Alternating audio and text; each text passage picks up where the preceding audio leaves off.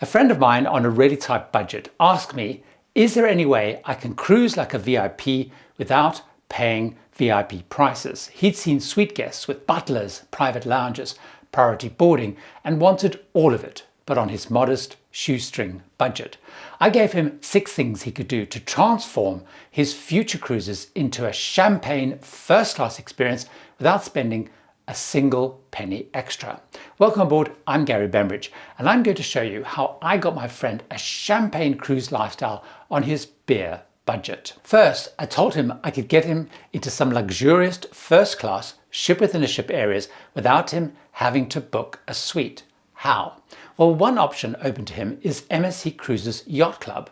This exclusive access-controlled area has butlers, a dedicated restaurant, lounge, bar with drinks included, a sun deck with pool, afternoon tea served by white-gloved butlers, and reserved seating in the theatre that a butler even escorts guests to. The trick? Book an inside cabin in the yacht club. Few know that they even exist. For example, I was on MSC Virtuosa recently and realized it had 15 inside cabins in the yacht club, all with the yacht club perks at an inside cabin price. If his budget could stretch to a balcony, I suggested he look at the Princess Cruises Sanctuary Collection on Sun and Star Princess. That's their equivalent VIP first class area. While most of them are suites, there are a few balcony cabins with Sanctuary Collection perks, including the Sanctuary Restaurant, Sanctuary Deck, and Princess Premier Package with perks like unlimited specialty dining. The only thing missing?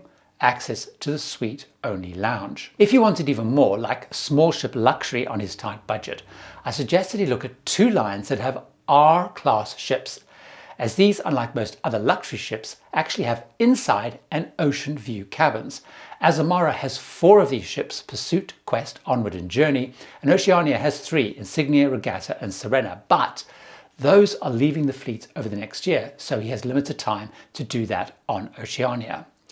These ships carry only 700 passengers, offer a very upmarket experience, yet can be booked at inside cabin prices. The next thing I suggested he could do is focus on one line, since most cruise lines award 1 loyalty point per night regardless of cabin type, though some do give double points for those in suites.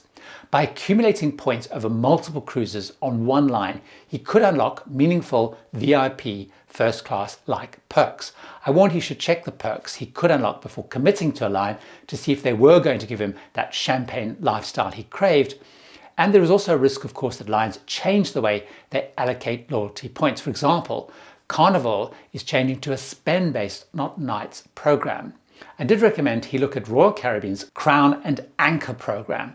At Diamond level, after 80 nights, he would get priority boarding, 4 free drinks a day up to $14 each, a private departure lounge, a complimentary streaming Wi-Fi day, backstage tours, and most importantly of all, access to the Crown Lounge, which has complimentary snacks, coffee, and happy hour drinks.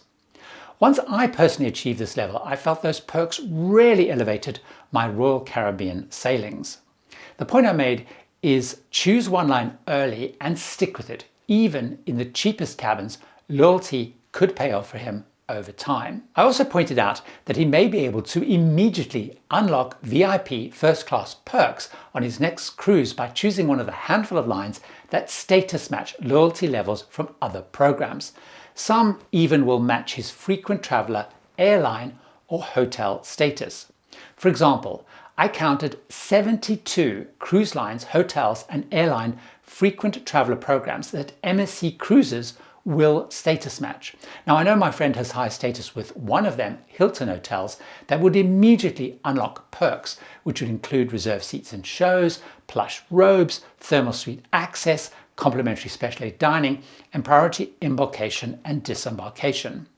Another matching trick to consider is if he did decide to build up Royal Caribbean status, as I suggested, he could not only match with MSC, but also they status match with the other 2 lines in their group, Celebrity and Silversea. So if his budget does grow over time, he will immediately tap into even more perks that those premium and luxury line fares already include. Unfortunately, few other lines status match, with Explorer Journeys matching only ultra luxury lines and Virgin Voyages occasionally offering it. The next suggestion I had, and one I use often to make my budget unlock a more luxurious experience without spending more, is go on repositioning cruises. These are when cruise lines move their ships between regions at the start and the end of the seasons.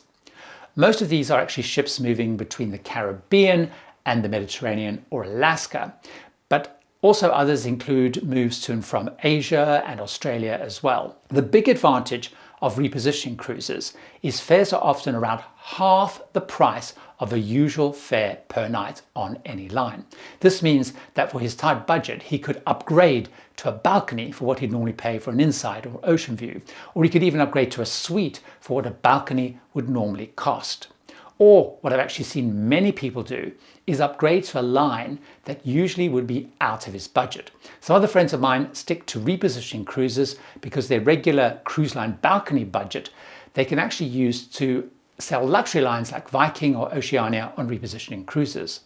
I too use repositioning cruises to elevate my cruising to a more VIP first class experience. For example, next year I booked a 5-star ultra luxury all-inclusive crystal cruise from Lisbon to Miami that's costing me the same per night as a regular balcony cabin cruise on Celebrity Silhouette that I'm doing just a few months earlier. Before I get into the next tip, which means guaranteed added perks without any added cost at all, I wanted to let you know about a perfect keepsake that not only helps me remember every cruise I've been on, but also tells the story of each and every cruise. It's cruise cards from the Cruise Globe. These personalized collectible cards are the same size as the one we get on board, but way more special.